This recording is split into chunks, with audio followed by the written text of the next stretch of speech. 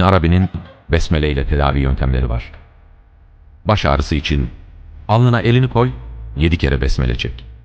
İbn Arabi der ki, baş ağrısı genelde nazardandır. Besmele nazarı keser. Karın ağrısı için karnına saat yönünde dairesel hareketle elini koy, 19 kere besmele. 19 harf 19 kere okununca şifa tamamlanır. Kalp çarpıntısı için kalbin üstüne sağ elini koy, 40 kere yavaş yavaş besmele. Kalp Rahman'la yatışır, rahimle huzur bulur. Uyuyamama için yatağa uzanınca 100 kere besmele. Her besmele bir melektir. 100 melek seni uyutur. Korku için 313 kere besmele. Bedir sayısınca besmele tüm korkuları yener.